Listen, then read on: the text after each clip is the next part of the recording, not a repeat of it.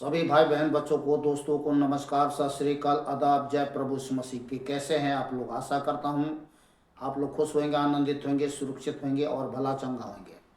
आज जो मैं आप लोगों को वचन सुना रहा हूं, यह सुनना आप लोगों के लिए अति आवश्यक है। आज के वचन से सुनकर आप लोग अपने जीवन में बहुत बड़ी सफलता प्राप्त कर सकते हैं, परिवर्तन ला सकते हैं, जिसको करना अति आवश्यक है। आज का जो वचन है यशायाह 5 अध्याय 8 से 10 आयत तक। इस वचन में मनुष्य की बुराई के कारण फसल में कमी के बारे में आपको बताऊंगा, और भी बातें इसमें बहुत कुछ है। तो वचन को ध्यान से सुने और वीडियो को जरूर शेयर कीजिएगा। ज़्यादा बड़ी लंबी वीडियो नहीं है। चलिए मैं वचन में चलता हूँ। हाय उन पर जो घर से घर और खेत से हाय उन पर जो घर से घर और खेत से खेत यहाँ तक मिलाते जाते हैं कि कुछ स्थान नहीं बचता। आपने देखे होंगे कि गांव में लोग जो है क्या करते हैं, खेत की जो आड़ी होती है, आड़ी बनाया जाता है, उस पर मिट्टी डालते हैं ताकि उस पर लोग चल सके और खेती बाड़ी को देख रेख कर सके। पर देखते हैं यहाँ पर कि मनुष्य जो है अपनी बुराई को किस तरह से वहाँ ढांपता है। आरी बनाता है और आरी बनाने के बाद बारिश होती है, और बारिश जो है वो आरी क्या होता है, झड़ के गल के नीचे खेत में आ जाता है। लोग क्या करते हैं, उससे पहले जब खेत जोतते हैं या खोदते हैं तो आरी से, कोदाली से क्या है, आरी के नीचे खोदते रहते नीचे नीचे, ताकि बारिश आए तो वो आरी ढह जाए और फिर हम उस पर आरी चढ़ाएं। तो देखिए, जितना खोदेंगे नीचे से उतना ही, चाहे 6 इंच हो या फिर 1 फुट हो, एक बार में तो वो इतना जमीन को एक दूसरे को क्या कर लेते हैं, हड़प लेते हैं, फिर उस पर आरी चढ़ाते हैं। इस तरह से धीरे धीरे धीरे एक दूसरे की खेत को क्या करते हैं, लोग हड़पते रहते हैं, अपने खेतों को बढ़ाते जाते हैं। उनका एक ही उद्देश्य होता है कि मैं इसका सारा खेत हड़प लूं। किसी प्रकार से कोई वाद विवाद भी होता है तो वहाँ क्या होती है, मारपीट होती है, लड़ाई झगड़े होती हैं, केस फौजदारी होते हैं। चलिए मैं आगे और आपको पढ़ के सुना देता हूँ। तो उसका उद्देश्य यही होता है कि मैं रिपीट करके चल रहा हूँ। हाय उन पर जो घर से घर और खेत से खेत यहाँ तक मिलाते जाते हैं कि कुछ स्थान नहीं बचता, ताकि तुम देश में अकेले रह जाओ। उसका उद्देश्य होता है कि हम अकेले रहें, हमारे साथ कोई पड़ोसी ना रहे, सारा हड़प ले हम। यहाँ लिखा है, सेनाओं के यहोवा ने मेरे सुनते कहा है, निश्चय बहुत से घर सुनसान हो जाएंगे। क्यों हो जाएंगे? अपने बुराई के कारण। जब कोई रहेगा ही नहीं, जब कोई पड़ोसी रहेगा ही नहीं, जब देखता है कि पड़ोसी बेईमान निकल गया, ये हमारे घर हड़प रहे हैं, खेत हड़प रहे हैं, लोग क्या करते हैं, बेच बात के छोड़ छाड़ के निकल जाते हैं वहाँ से। क्यों वाद विवाद में पड़ना, क्यों लड़ाई झगड़े करते रहना, निकल जाते हैं। तो सेनाओं के यहोवा ने मेरे सुनते ही कहा है, निश्चय बहुत से घर सुनसान हो जाएंगे, और हो भी गया है। और गांव में देखिए, मैं पूरा पहले पढ़ के सुना दूं। सुनसान हो जाएंगे और बड़े बड़े और सुंदर घर निर्जन हो जाएंगे। तो ये बातें देखी जा रही है कहाँ? गाँव में। कई देशों के गाँव में ये बातें देखी जा रही हैं।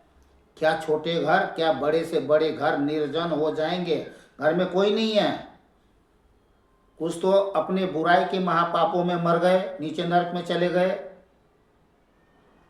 मैं इसलिए कह रहा हूं कि जो कोई बुराई करता है, महापाप करता है, वो नीचे नरक का ही भागी होता है, स्वर्ग का भागी नहीं होता है। समझ रहे हैं? ये सच्चाई है, ये बाइबल में लिखा हुआ है। मैं अपने तरफ से किसी के बारे में कुछ नहीं बोल रहा हूं। तो क्या है, निर्जन हो जाएंगे। गांव में देखिए, बड़े बुजुर्ग के छोड़ कोई जवान नहीं मिलेगा, बेटे बेटियां नहीं मिलेंगे आपको। और कुछ लोग रह भी रहे हैं तो बड़ी दुख के साथ जीवन जी रहे हैं, उनका जीवन सुखमय नहीं है। उन्हें लग रहा है कि मैं एक रेगिस्तान या बहुत बड़े कहीं भयानक जंगल में फंस गया हूँ और वहाँ बड़ी दुख के साथ रह रहा हूँ। समझ रहे हैं? और जो उनके आसपास कुछ लोग होते हैं, वो मानो किसी जैसे जंगल में शेर, भालू, चीते, बहुत सारे जानवर होते हैं, काटने वाले, मारने वाले, उसी तरह से लोग भी उनके अड़ोस पड़ोस के लोग होते हैं, जो उन्हें लगता है कि भाई ये लोग हमारे लायक नहीं है, ठीक नहीं है। एक दूसरे को ऐसा ही समझते हैं, पर अपने बुराई पे ध्यान नहीं करते। चलिए आगे मैं आपको सुना रहा हूं। तो सेनाओं के यहोवा ने मेरे सुनते ही कहा है, निश्चय बहुत से घर सुनसान हो जाएंगे और बड़े बड़े और सुंदर घर निर्जन हो जाएंगे, क्योंकि 10 बीघे की दाख की बारी से एक ही बत दाख मधु मिलेगा और ओमेर भर के बीज से एक ही एपा अन्न उत्पन्न होगा। अर्थात 1 बीघे में 10 किलो, 1 बीघे में 1 कुंटल और 10 बीघे में 10 कुंटल। तो देखिए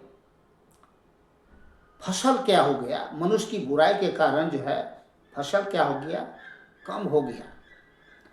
पहले जो प्रभु की अनुग्रह से, दया से, कृपा से मनुष्य को, किसान को जो अनाज फसल मिलती थी वो भरपूरी से होती थी। बारिश होता था, बारिश के पानी से, और खाद, जो गांव की खाद होते थे, गोबर होते हैं या घास फूस जो कुछ होता था, उससे अन्न जो है अच्छा उत्पन्न होता था।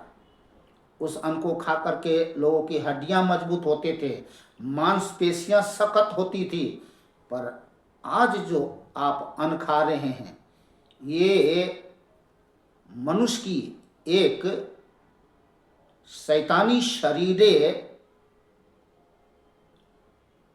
उत्पादन अनाज लोग उत्पन्न कर रहे हैं। शैतान की शरीरें विनाशकारी जहर से लोग क्या करते हैं, जहर उत्पन्न कर रहे हैं। फसल देख लीजिए या साग सब्जी देख लीजिए, लोग सब जहर से उत्पन्न कर रहे हैं। ये बढ़ती तो हो सकता है, मनुष्य की ये उत्पादन बढ़ती हो सकता है देखने में, पर क्या है इसके पीछे बहुत गहरा रहस्यमय राज यही है कि शैतान का बहुत बड़ा षड्यंत्र है कि लोग जहर से, लोग अनाज, फसल, घास, सब्जी, साग सब्जी या कुछ भी हो, जहर से उत्पन्न कर रहे हैं। पहले जहर से नहीं उत्पन्न करते थे, पहले तो कुदरत की दिया हुआ दया से, जल से, हवा से, पानी से, खाद से फसल उत्पन्न होते थे। पर आज ये मनुष्य की आविष्कार विनाशकारी जहरीले जहर से अनाज उत्पन्न हो रहे हैं। समझ रहे हैं? तो चाहे मनुष्य अब कोई क्यों कुछ ना कर ले, खुद इसको खाएंगे, दूसरों को खिलाएंगे, खुद मरेंगे, दूसरों को मारेंगे।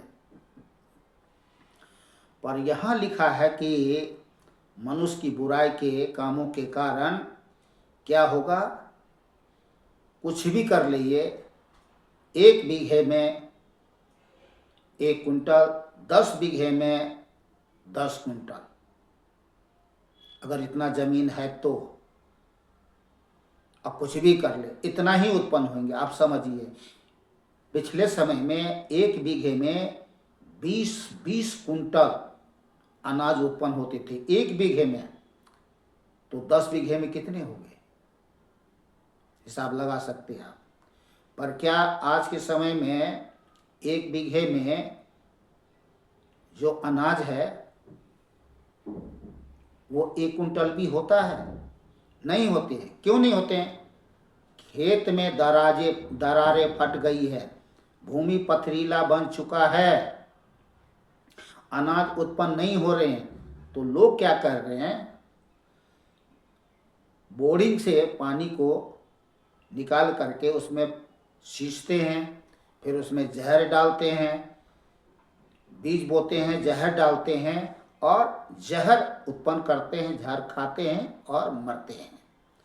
तो कुल मिलाकर के जो मनुष्य की जो बुराई है वो विनाशकारी विनाश को उत्पन्न कर रहे हैं, मरते हैं और दूसरे को मारते हैं।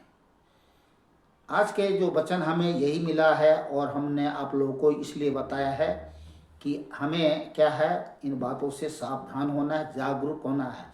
नहीं तो ये जो अनाज उत्पन्न हो रहे हैं ये आप लोगों को जीने के लिए नहीं, मारने के लिए उत्पन्न कर रहे हैं। तो ये मनुष्य की बुराई है